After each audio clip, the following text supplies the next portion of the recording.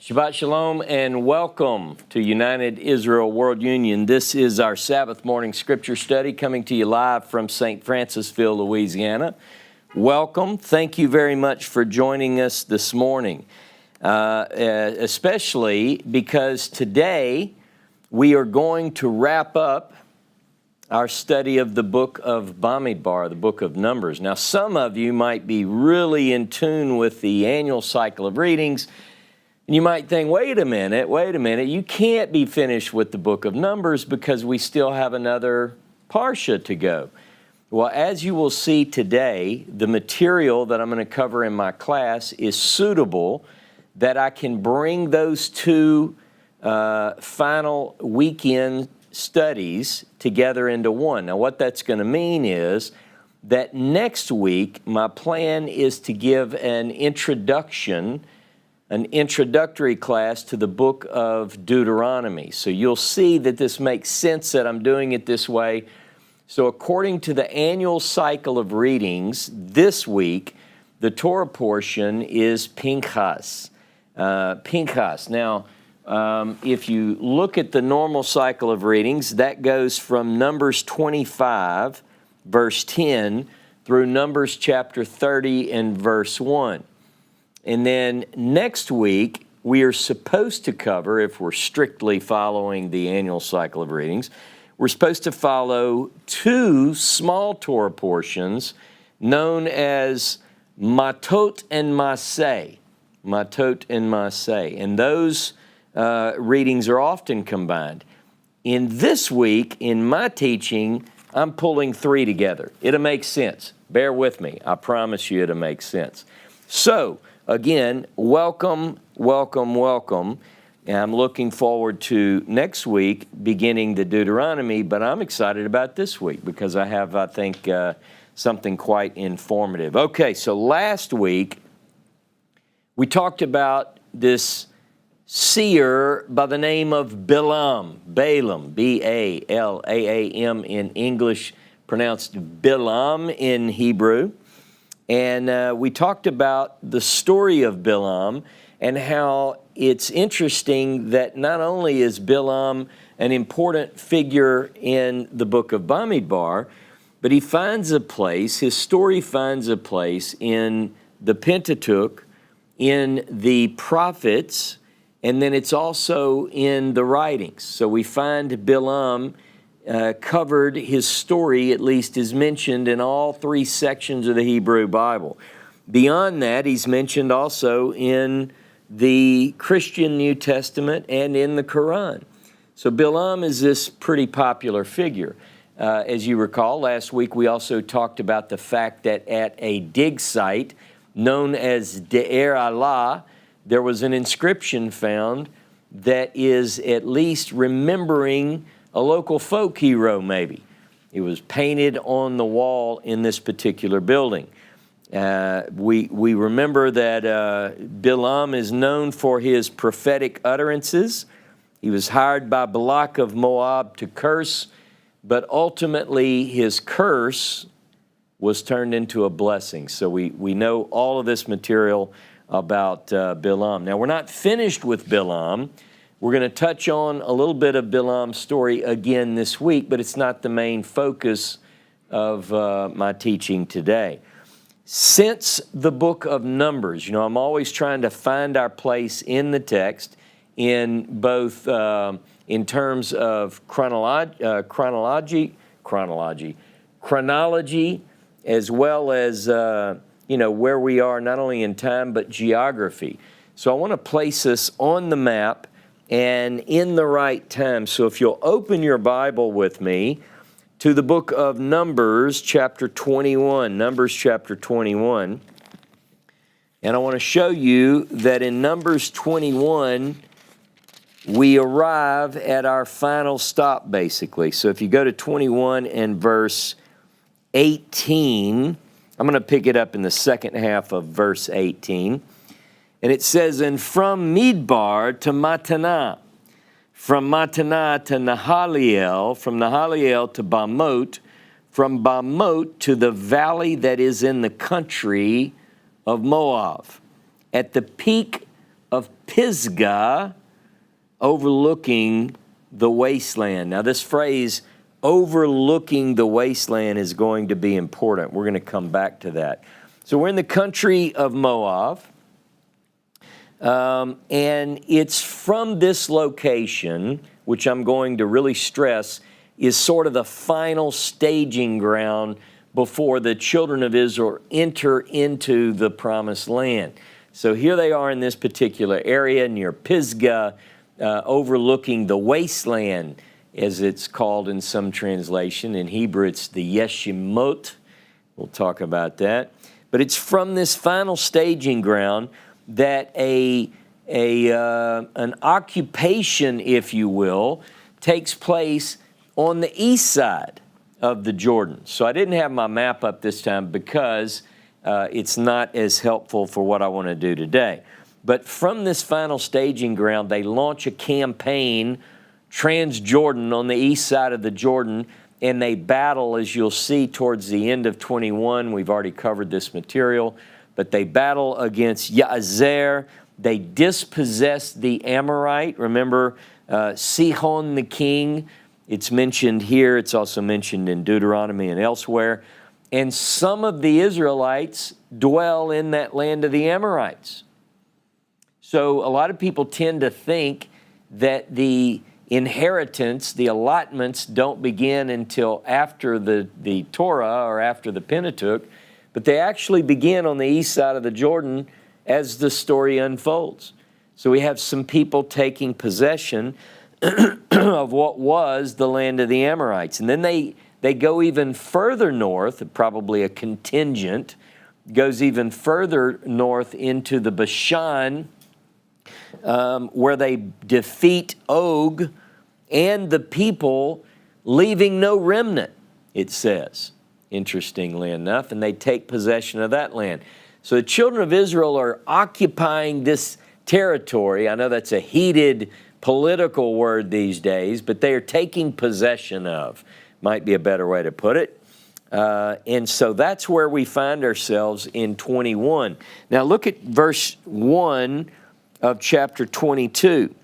The Israelites, meaning after they defeat Og and Sihon, says the Israelites then marched on and encamped in the steppes of Moab, across the Jordan from Jericho.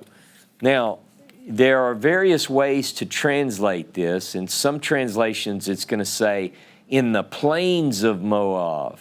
I think in the Jewish Study Bible here in the JPS, it says the steppes of Moab.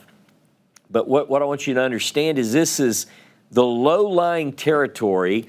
If you've ever been to this region around the Salt Sea or the Sea of the Arava, remember what people often refer to it as the Dead Sea, not a biblical term, but on the edges of this sea, there are low-lying areas. It's called, we talked about the Arava, from all the way, technically all the way from the Kinneret, the Sea of Galilee, all the way down that rift is a low-lying area. On either side, there are mountainous regions.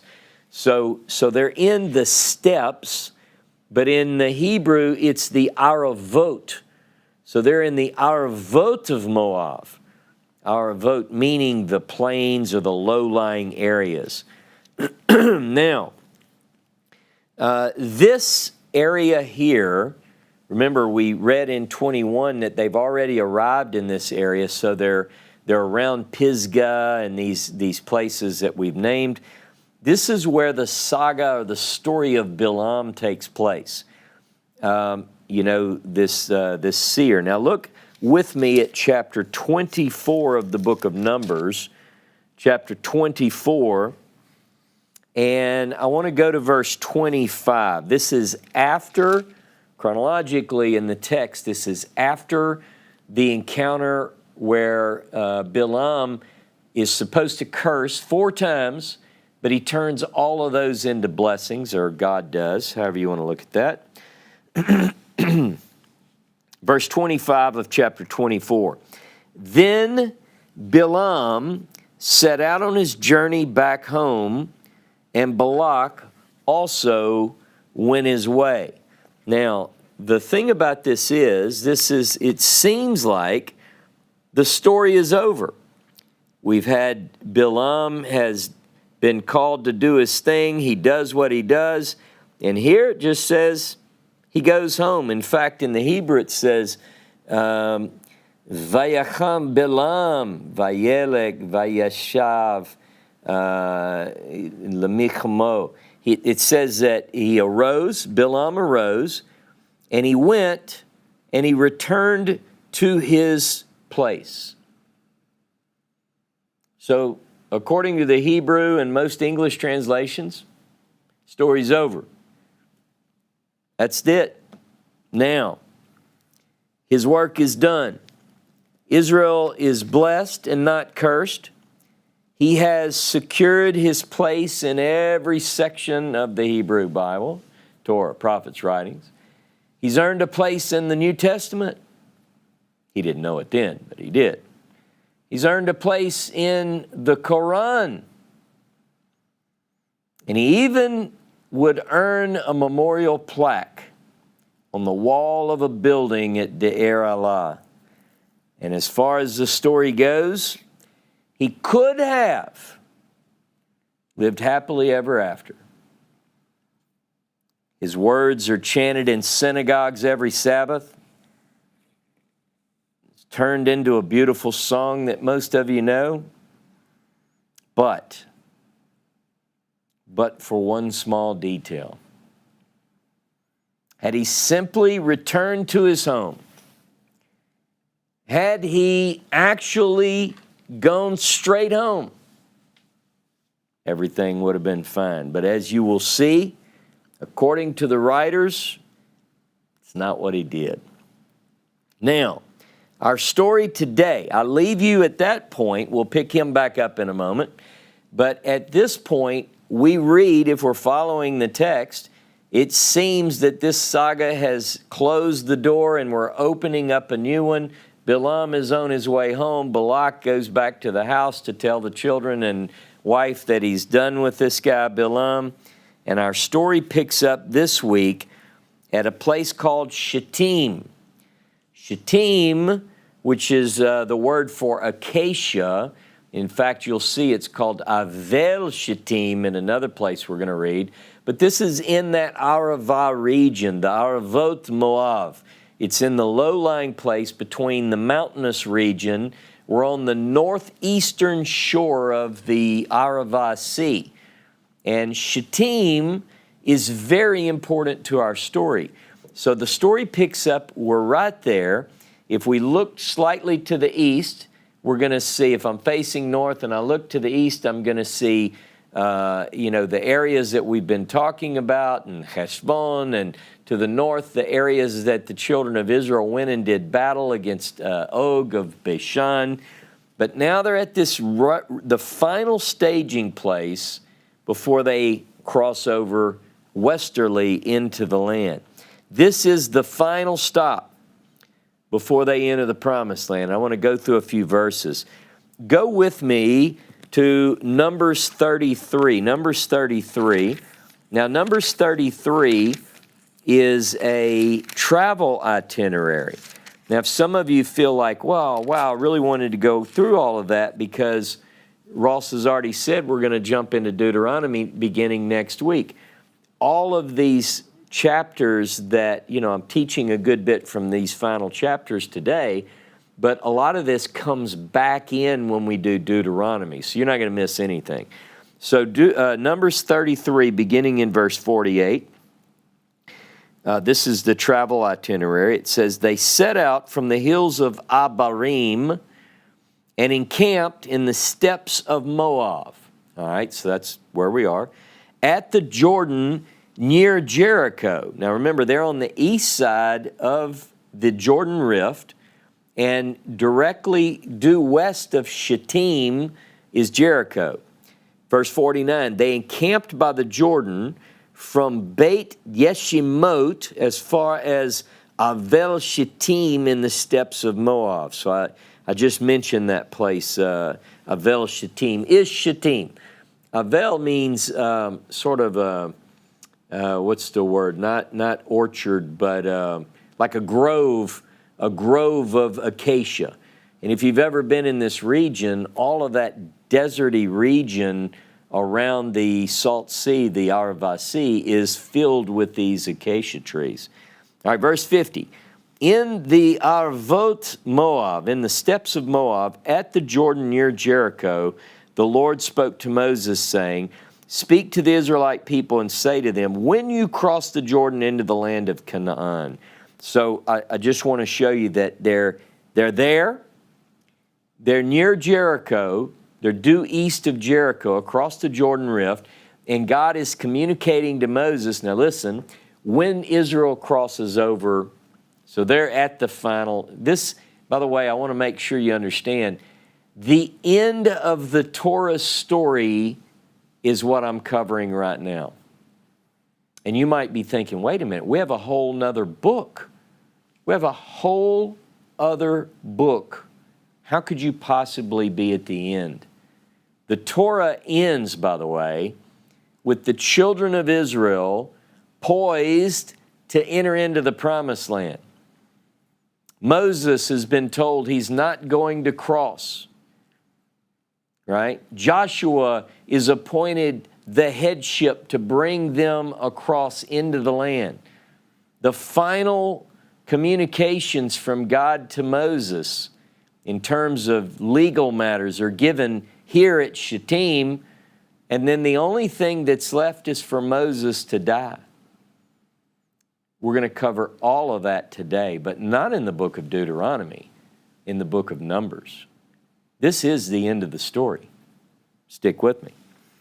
Now, go with me to Joshua, just to show you this Shittim location is the final ground on the east side before they enter. So if we go to Joshua chapter 2, verse 1, Joshua the son of Nun secretly sent 2 spies from Shittim, saying, go reconnoiter the region of Jericho. Remember the story as Joshua begins. The children of Israel are under the headship of Joshua, and Joshua says, I need 2 spies. I'm going to send 2 spies into Jericho. Where is he at when he does that? He's at Shittim. See, this is the final point on the east side of the Jordan before they take possession of the land. Look at chapter 3, verse 1. Joshua. Early next morning, Joshua and all the Israelites set out from Shittim and marched to the Jordan. They didn't cross immediately, but spent the night there. So I want you to find these places on your map because it's very important. This is the crossing point. A lot of people are confused, like when we talk about the exodus out of Egypt, that's a little unclear. In other words, people say, you get some really good students of the Bible who look at the exodus from Egypt, and when you look at the exit point, there's some ambiguity. We don't know, was it here, was it here, was it slightly to the north? Did they go this way? Did they go that way?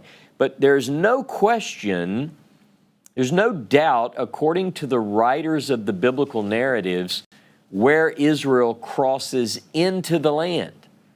This is where I always want to go. If I were to do some type of archaeological work, this would be one of my favorite places to check because according to the text, it's beyond dispute that the Israelites were here in this area. And if we're talking about 600,000 plus men, plus women, children, etc., you would think that there might be some evidence there archaeologically. Okay. Now, the next text I want to look at, if you'll go with me to Micah, to the prophet Micah, and I just want to pick up one verse there, Micah chapter 6, and Micah chapter 6 and verse 5. And it says, my people, remember what Balak, king of Moab, plotted against you, and how Balaam, son of Peor, responded to him. Recall your passage from Shittim to Gilgal, and you will recognize the gracious acts of the Lord. And that's the JPS. The Hebrew there talks about the same. It's basically the same, but it says, from Shittim to Gilgal, and you'll know the righteousnesses of Jehovah. So something happens between Shittim to Gilgal, which, by the way, this is a confirmation that the passage into the land is Shittim to Gilgal. Now, what we want to know is, what was it that took place in this particular area? The final days. This is the final stop on the east side. Now, by this point, just so you know in the story what's going on, Miriam is dead. Aaron is dead. They died west of the Jordan Rift, despite what tour guides will tell you today. They might have a snow cone shop and a touristy trap place on the east side of the Jordan that says, this is Aaron's grave, and you tell them, well, that's not biblical. Thank you very much. Aaron and Miriam are dead, as well as all of those who were sentenced to die in the wilderness. They're all dead now. And you go, wow, how many people are there? It's about the same number of people, because there's a census in this week's portion where they count again the 20 years old and up, and instead of 603,550, I think it's 601,000 some odd people, men, at this point. But all those others are dead except for Joshua and Caleb. And go with me for validation of that. Look at Numbers chapter 26. Numbers chapter 26. And let's look at verse 63. Numbers 26, 63. And it says, these are the persons enrolled by Moses and Eleazar the priest, who registered the Israelites on the steppes of Moab at the Jordan near Jericho. By the way, this is right after the new census, which, by the way, it's 601,730 males now at this point in the story. Verse 64, among these there was not one of those enrolled by Moses and Aaron the priest when they recorded the Israelites in the wilderness of Sinai. For the Lord had said of them, they shall die in the wilderness. Not one of them survived except Caleb son of Jephunneh and Joshua son of Nun. So this is sort of the final statement after the census. It says, look, there's 601,750 males now, and that doesn't include any of those that were part of the 603,550 back at Sinai, with the exception of Joshua and Caleb. Okay, so I just want you to understand that the children of Israel, they're poised to enter. They're so close. They're this close. Almost there. But that wouldn't make a very good story. I mean, it would be, if that's it, no, wait, we have more to go. Like I said, they're ready to, it's one more day. Here we go. Chapter 25 of the book of Numbers. While Israel was staying at Shittim. Now look, back up one verse so you get where we are. Balaam set out on his journey back home, and Balak also went his way. Close that door, open the next, and it says, when Israel was staying at Shittim, the people profaned themselves by prostituting with the Moabite women who invited the people to the sacrifices for their God. The people partook of them and worshiped that God. Thus Israel attached itself to Baal Peor, and the Lord was incensed with Israel. So I don't mean to go on and on, but they were almost there, and now they're having sexual relations with Moabite women. And if that's not bad enough, they're also bowing to their God, plural, and they're eating sacrifices to these gods of the Moabite women. Just sort of notice that's only 3 verses. Tells what's going on there. So they're prostituting with the women, sacrificing, they're eating and bowing to their gods. And then the way the Hebrew puts it, Israel is yoked to Baal Peor, and Jehovah was angered against Israel. Now Baal is a northwest Semitic deity, is the best way to put it. If you study that region, all over that region in the ancient world, Baal, sometimes it's associated with Hadad and these other gods, but Baal, it's this Semitic word Baal means Lord or master or owner. And this particular deity takes different shapes and forms, I guess I could say, throughout that region. In this region where they're at, Peor is a geographical location. So the local god, this is like almost said a county god, It's just a small, this Baal of Peor is right here. Here's Peor. Well, who's the god of this area? Well, Baal of Peor. So what Israel has done is they've linked themselves to this deity in this particular place. Look with me at Numbers 23, verse 28. 23, verse 28. And it says, let's see, Balak took Balaam to the peak of Peor, which overlooks the wasteland. There's that phrase again, overlooks the wasteland. Yeshemot in Hebrew. Now, so what I want to show you is that Israel has linked themselves to the Baal of Peor, where Peor is the place.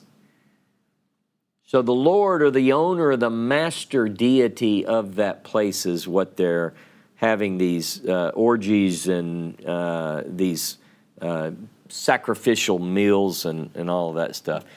Okay, so let's look at Baal Peor. There are several passages which deal with Baal Peor. Look with me. We did chapter 25. Go back to Numbers 25. Let's touch it on the way out. We see in verse 3, Israel attached itself to Baal Peor. And then verse 5, so Moses said to Israel's officials, each of you slay those of his men who attach themselves to Baal Peor. So Baal Peor is the deity of the region.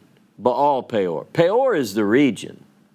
Baal Peor is the god of the region. Go with me to Deuteronomy chapter 4. Deuteronomy 4 and verse 3. Deuteronomy 4:3. You saw with your own eyes what the Lord did in the matter of Baal Peor. In other words, in the thing, the thing about the deity of Peor, that Jehovah your God wiped out from among you every person who followed Baal Peor. You see that?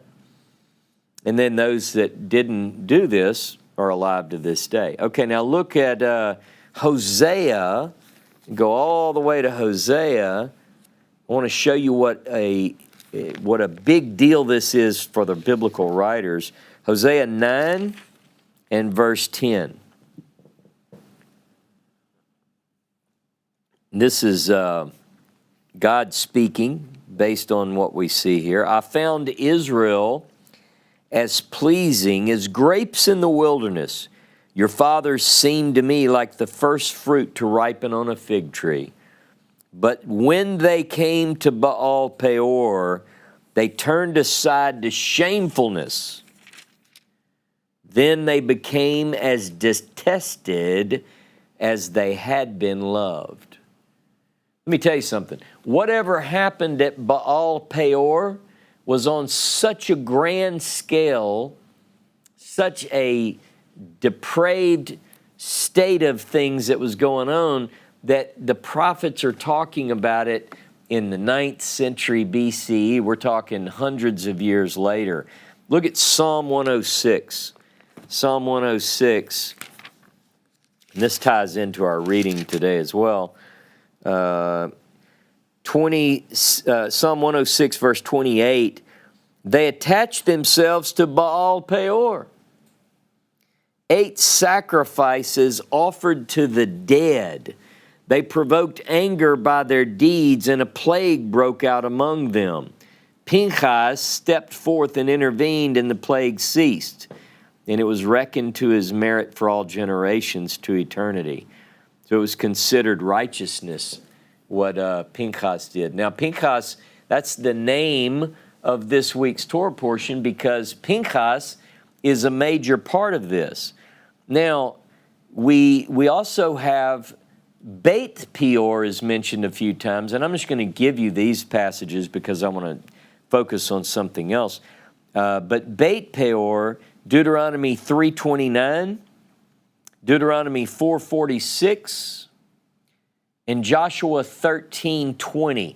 All of it deals with the location, but it's the focus that I want to take is the matter of Peor, and turning to the deity of Peor is what really brings about the wrath.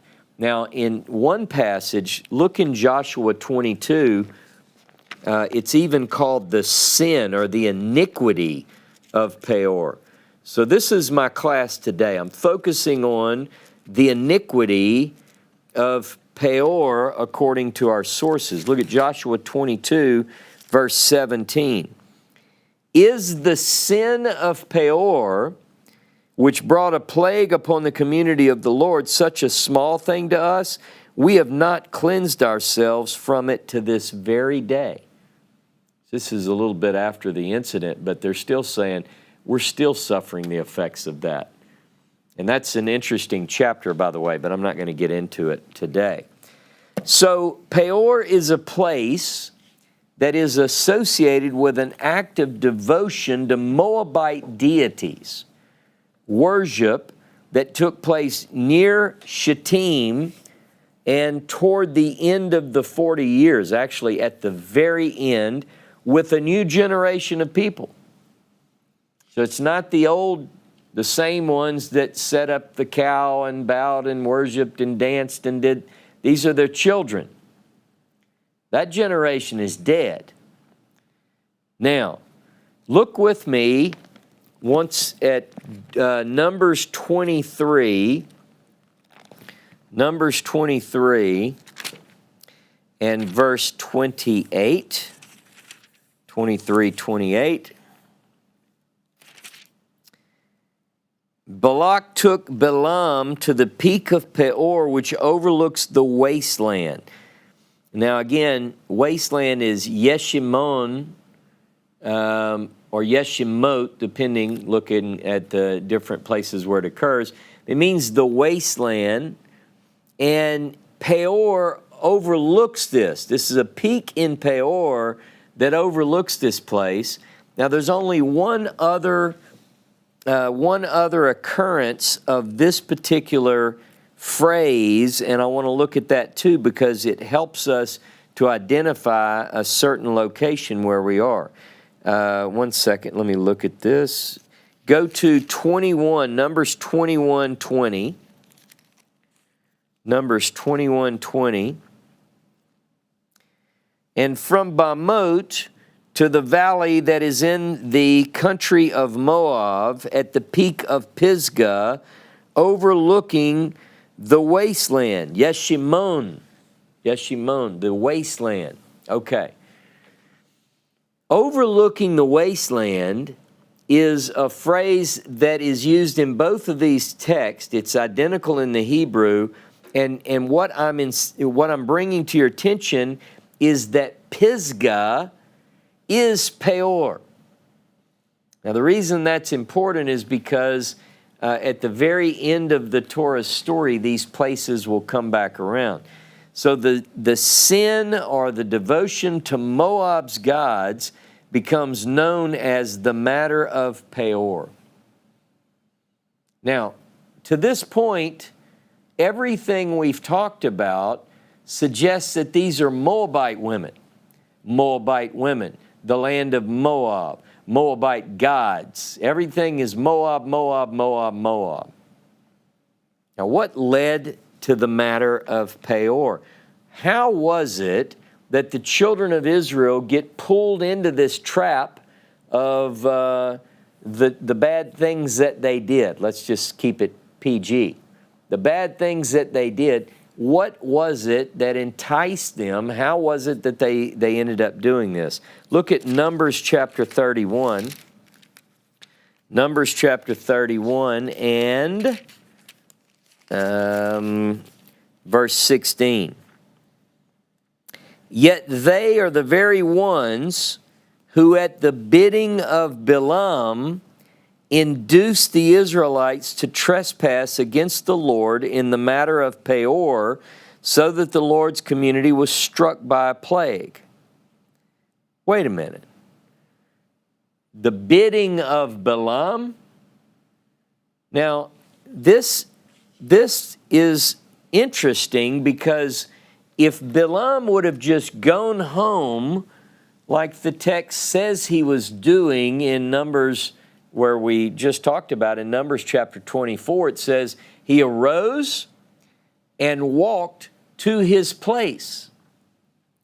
But it seems, at least according to this writer, that on his way out, he gave a plan to these women, and the plan worked. Now, we don't have that whole story. All we have in the biblical text is just a brief mention that, like it says right here, at the bidding or at the word of Balaam, they induced the Israelites to trespass against the Lord. So it means that what happened at Peor was the idea given to these people by Balaam. Now, last week after the class, I received a phone call from my friend Timothy Thompson. And he said, "Hey man, have you read the story of Balaam and all of that from Josephus?" And I said, "I don't think I ever have." And so I want to bring Josephus in just for part of this. And this is from the Antiquities of the Jews, Book 4, chapter 6. Book 4, chapter 6, Antiquities of the Jews. But Balak, being very angry that the Israelites were not cursed, sent away Balaam without thinking him worthy of any honor. Now, remember, if we're going to put this, align this with the biblical text, if you choose to, then this is going to be about where it says Balaam went his way. Numbers chapter 24, verse 45, right? So that's just, or 24, 25. But so here it says, whereupon when he was upon his journey, in order to pass the Euphrates, he sent for Balak and for the princes of the Midianites, and spake thus to them, O Balak, and you Midianites that are here present, for I am obliged, even without the will of God, to gratify you. It is true, no entire destruction can seize upon the nation of the Hebrews, neither by war, nor by plague, nor by scarcity of the fruits of the earth, nor can any other unexpected accident be their entire ruin. For the providence of God is concerned to preserve them from such a misfortune. Nor will it permit any such calamity to come upon them whereby they may all perish, but some small misfortunes, and those for a short time whereby they may appear to be brought low may still befall them. But after that, they'll flourish again to the terror of those that brought those mischiefs upon them. So that if you have a mind to gain a victory over them for a short space of time, you'll obtain it by following my word.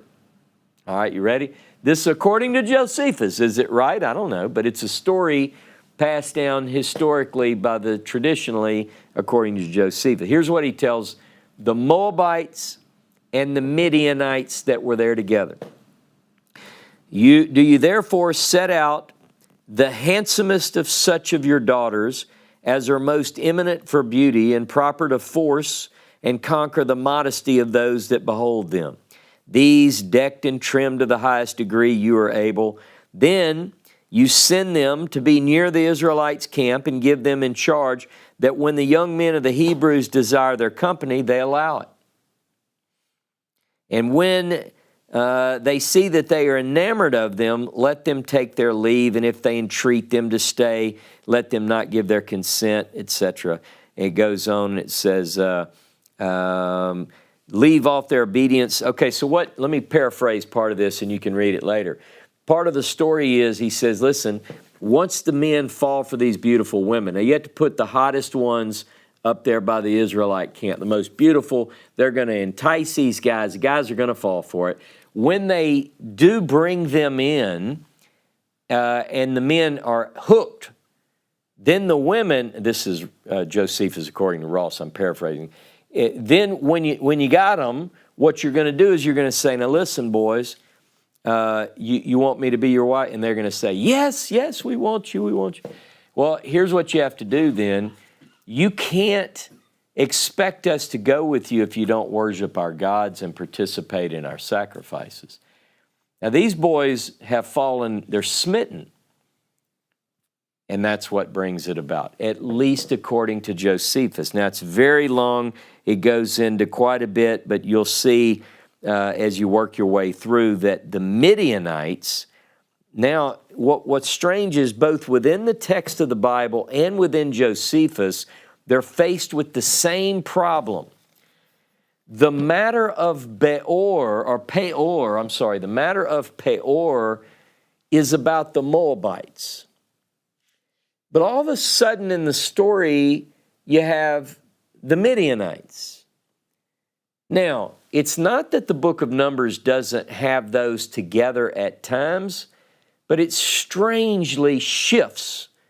So like in Josephus, just like in the Bible, where you did have Moabite, the women of Moab, the daughters of Moab, no mention of Midianites.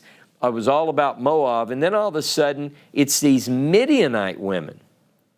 Now, I have some theories. We're not going to go into all of that at the time, but it is certainly of interest. Now, what we have in Numbers 25 is that another story comes into the tale. You've already got the matter of Peor going on. You've got the bad things with the daughters of Moab, not Midian, Moab. And then you have this story that comes in about a Midianite woman. Now remember, these are Moses' in-laws. Moses' father-in-law is a Midianite priest. Moses' woman, Zipporah, is Midianite. So these are her people. And a Midianite woman is brought into the camp, and that is the story in Numbers 25. We'll go there. I'm not going to read the whole story, but this is the story of Pinchas. And you'll recall, let's see, verse 6 of chapter 25. Just then, one of the Israelites came and brought a Midianite woman over to his companions in the sight of Moses and of the whole Israelite community, who were weeping at the entrance of the tent of meeting. When Pinchas, son of Eleazar, son of Aaron the priest, saw this, he left the assembly, and taking a spear in his hand, he followed the Israelite into the chamber and stabbed both of them, the Israelite and the woman, through the belly, and then the plague against the Israelites was checked. Those who died of the plague numbered 24,000. All right, this story is strange for a lot of reasons. One, prior to this, there's no mention of a plague. It's just the plague stops, but the plague isn't mentioned prior to it stopping. Now, we assume that the matter of Peor brought about a plague by reading the earlier verses, chapter 25, verses 1 through 4 or 5, but there's no mention of a plague there. Jono pointed this out to me when we were going through this in great detail. In Numbers, prior to this, it's the daughters of Moab who entice the men of Israel. The matter of Peor is always tied to the Moabites. The story of Pinchas relates a single Midianite woman. You might say, well, you're being too careful with this, but I want to be careful. I want to look at it. Moabite, and then there's this one Midianite woman, and it says, look with me at chapter 25, verse 14. The name of the Israelite who was killed, the one who was killed with the Midianite woman, one Midianite woman, was Zimri, the son of Salu, chieftain of a Simeonite ancestral house. The name of the Midianite woman who was killed was Cosbi, daughter of Zur. He was the tribal head of an ancestral house in Midian. Just like Moses' wife, Zipporah's father is head of an ancestral house. So this is an interesting story. Now, what happens is that, look at verse 17, or let's just pick up at 16. The Lord spoke to Moses, saying, assail the Midianites and defeat them, for they assailed you by the trickery they practiced against you because of the affair of Peor, and because of the affair of their kinswoman Cosbi, daughter of the Midianite chieftain, who was killed at the time of the plague on account of Peor. What I want you to notice is now the whole focus becomes the Midianites. Moabites aren't even mentioned anymore. Now in Josephus recognizes this and shifts the story to the Midianites, but the book of Numbers does not. Book of Numbers has this one Midianite woman, and because of this act, we see this assail the Midianites. Now, this is carried out in chapter 31. Go with me to 31. The assailing of the Midianites takes place in 31. Ready? Chapter 31, verse 1. The Lord spoke to Moses, saying, avenge the Israelite people on the Midianites, then you shall be gathered to your kin. Now, what I want you to notice is this is the last thing Moses is to do before he dies. Now remember, we still have chapters left in Numbers and the whole book of Deuteronomy, but I want you to understand this assailing of the Midianites is at the end. Excuse me. Verse 3. Moses spoke to the people, saying, let men be picked out from among you for a campaign. Let them fall upon Midian to wreak the Lord's vengeance on Midian. By the way, where would Midian be? Where are they? People want to put Midian, a little bitty dot on the map in Saudi Arabia, so that they can put their Sinai there. Right? Everybody do this? Yes, that's correct. So think about that. They're going to go to Midian on a campaign. This whole thing is taking place right there. You shall dispatch, verse 4, on the campaign 1,000 from every one of the tribes of Israel. So 1,000 from each tribe were furnished from the divisions of Israel, 12,000 picked for the campaign. Moses dispatched them on the campaign, 1,000 from each tribe, with Pinchas, the son of Eleazar, serving as a priest on the campaign, equipped with the sacred utensils, the trumpets for sounding the blast. They took the field against Midian, not in Saudi Arabia, as the Lord had commanded Moses, and they slew every male. Along them, with their other victims, they slew the kings of Midian, Evi, Rechem, Zur, Hur, Reba, the 5 kings of Midian. They also put Balaam, the son of Peor, to the sword.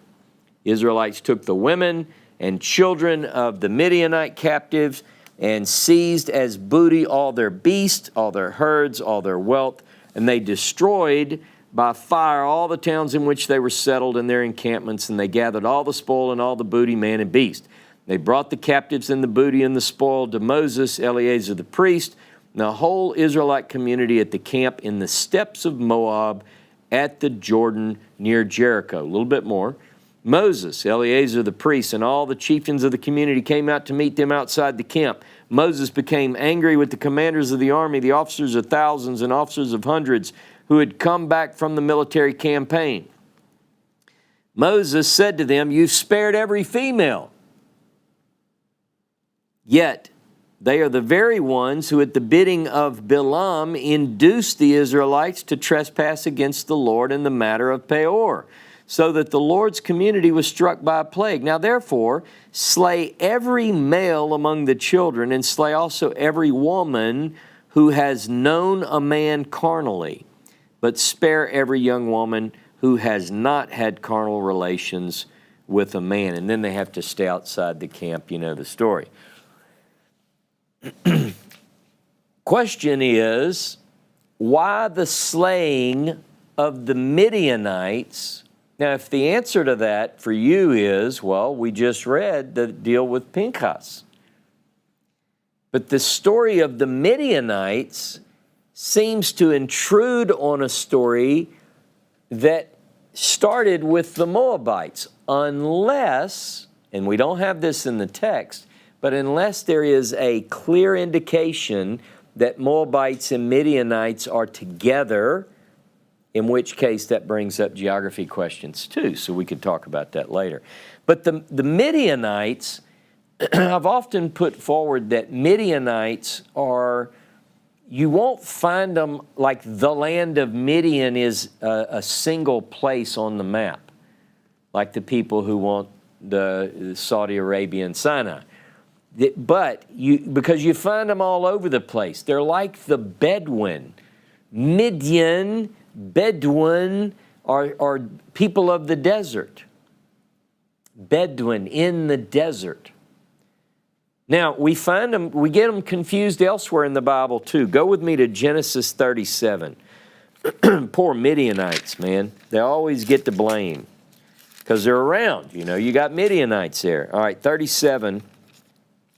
Now, the context is Joseph is in the pit, right? And they set down, verse 25, Genesis 37:25. Then they sat down to a meal. Looking up, they saw a caravan of Ishmaelites coming from Gilead. Everybody say, Ishmaelites. Their camels bearing gum, balm, and ladanum to be taken to Egypt. And Judah said to his brothers, "What do we gain by killing our brother and covering up his blood? Come, let us sell him to the Ishmaelites." Everybody say Ishmaelites. "But let us not do away with him ourselves. After all, he's our brother, our own flesh." Brothers agreed. And when the Midianite traders passed by, the Midianites, wait a minute. I'm looking up, I see Ishmaelites, Ishmaelites, Ishmaelites, and then the Midianite traders. Well, you say, well, maybe it's another group. You're looking, you see the Ishmaelites coming, and then here come the Midianites. Just so happened that they're both crossing. That could be. Stick with me. When the Midianite traders passed by, they pulled Joseph up out of the pit. They sold Joseph for 20 pieces of silver to the Ishmaelites, who brought Joseph to Egypt. And you go, okay, I get it now. They see Ishmaelites, Midianites come, pull Joseph out, sell him to the Ishmaelites you saw coming in the first place. All right? So who brings the Joseph to Egypt? The Ishmaelites. Now look at verse 36. The Midianites, meanwhile, sold him in Egypt to Potiphar. So my point being that often we find these stories come together and we have different details, some proposed from different sources, One source originally told the story according to the Ishmaelite traders. The other was the Midianites. And in fact, that last reference calls them Midianites in the Hebrew. Midianites. It's a slightly different spelling. But the Midianites get linked in this story with what was originally the matter of Peor was about the Moabites. What it seems to me is that some ancient original source had a clear idea that together you had Moabite women and Midianite women together in this trickery against the children of Israel. Now, there is one text, which I believe is ancient, that does actually do just that. Listen to this. And we turned and we set out toward the Negev, and we dwelled in front of Beit Peor. And the daughters of Moab went forth at that time, and the women of Midian to meet you. By the way, there's no other text that has this like this. And they called to you to eat from their sacrifices, and you ate from their sacrifices, and you drank from their libations, and you bowed to their gods, and you whored with the Midianite women, and you were joined to Baal Peor in that day. And the anger of Elohim burned upon you, and he plagued a great plague against you at that time. And I sent men from you to battle the Midianites, and you smote them with the edge of the sword. You captured from them very many captives, and the plague was restrained. And this text answers a lot of the problems that we find in the biblical text. In this text, you have Midianites and Moabite women together that set up the trap for the Israelites. Not only that, it says that brings on a plague. In the book of Numbers, there is no bringing a plague. It just says the plague was stopped. This text, interestingly enough, is the text that was found in the Moses scroll. I leave that for what it's worth. Now, Moses' last act, per the book of Numbers, is this attack on the Midianites. Go with me one more time. Let's look at Numbers 25. Numbers 25, verse 16. And the Lord spoke to Moses, saying, assail the Midianites and defeat them, for they assailed you by the trickery they practiced against you because of the affair of Peor, and because of the affair of their kinswoman Cosbi, daughter of the Midianite chief, who was killed at the time of the plague on account of Peor. Now look at chapter 31, Numbers 31, verse 1. The Lord spoke to Moses, saying, avenge the Israelite people on the Midianites, then you shall be gathered to your people. So the last thing that Moses is going to do in the story of the Torah is avenge the Midianites. Now look at chapter 27 of Numbers, 27 and verse 12. The Lord said to Moses, now remember, we're in the book of Numbers, 27:12. Ascend the heights of Avarim and view the land that I have given to the Israelite people. When you've seen it, you too shall be gathered to your kin, just as your brother Aaron was. For in the wilderness of Zin, when the community was contentious, you disobeyed my command to uphold my sanctity in their sight by means of the water. These are the waters of Meribah Kadesh in the wilderness of Zin. Moses spoke to the Lord, saying, let the Lord, the source of the breath of all flesh, appoint someone over the community who shall go out before them and come in before them, and who shall take them out and bring them in, so that the Lord's community may not be like sheep that have no shepherd. And Jehovah answered Moses, single out Joshua, son of Nun, an inspired man, and lay your hands on him. Have him stand before Eleazar the priest and before the whole community and commission him in their sight. Invest him with some of your authority so that the whole Israelite community may obey. But he shall present himself to Eleazar the priest, who shall on his behalf seek the decision of the Urim.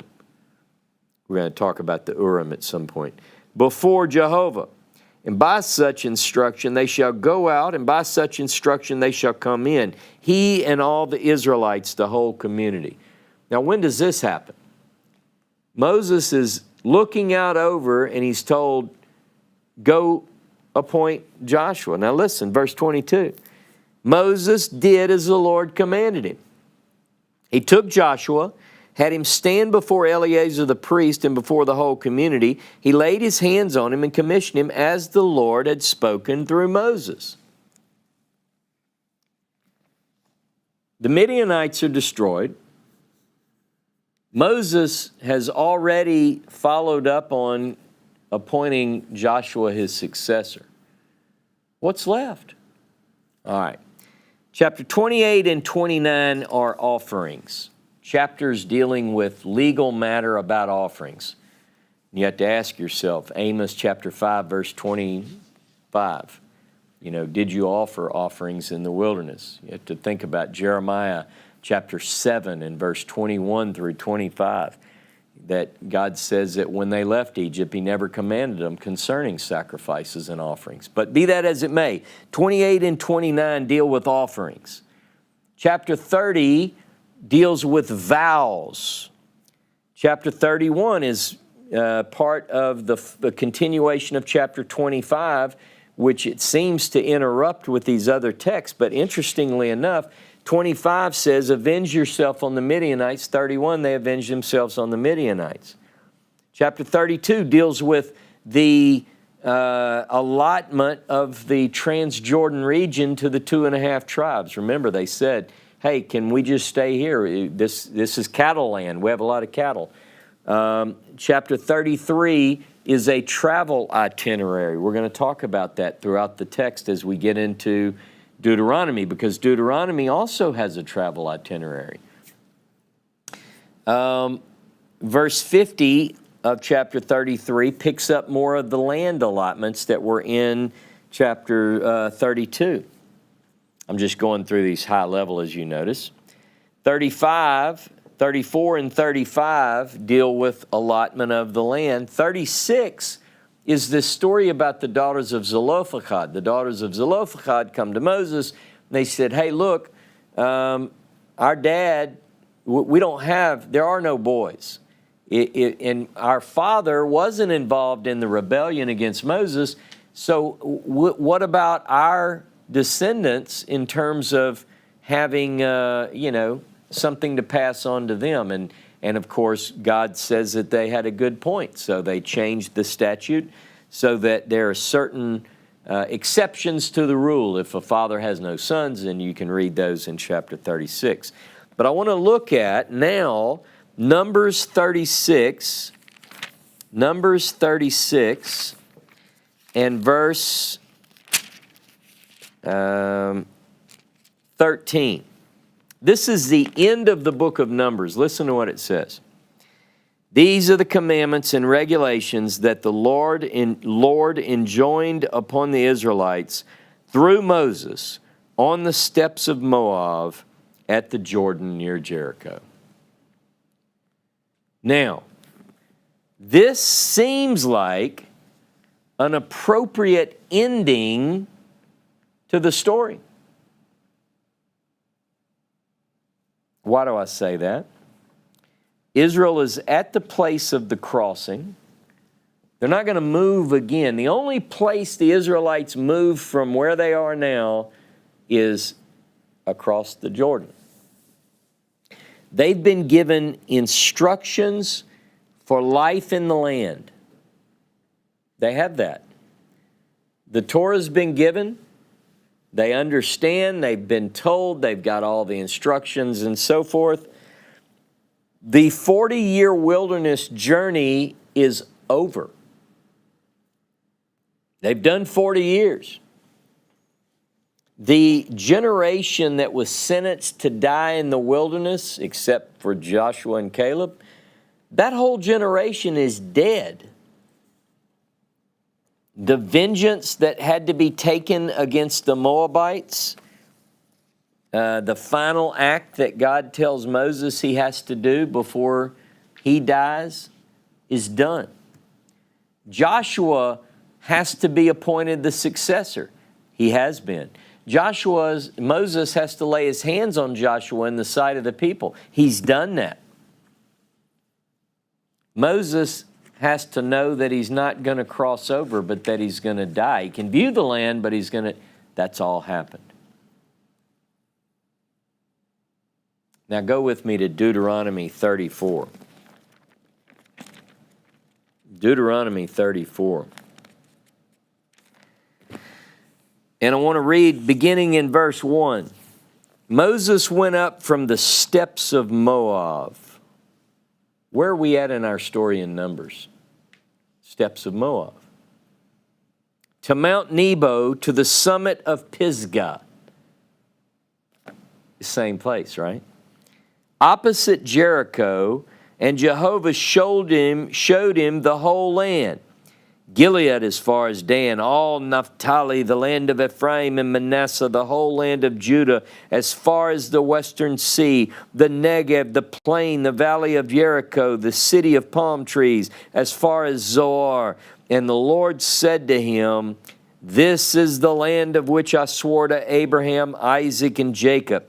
I will assign it to your offspring. I have let you see it with your own eyes, but you will not cross over there."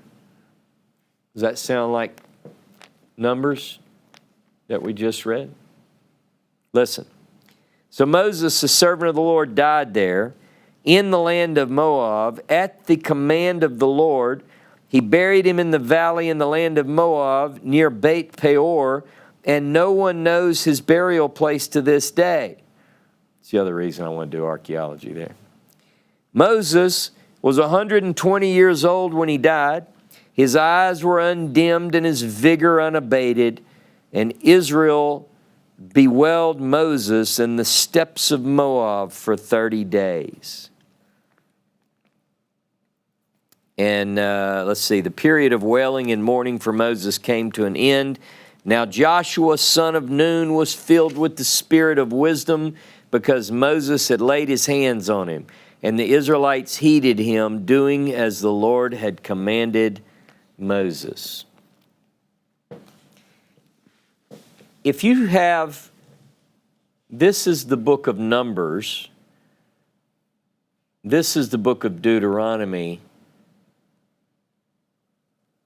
I just pulled those together to show you that the book of Numbers is aligned, chapter 27 is aligned with Deuteronomy 34.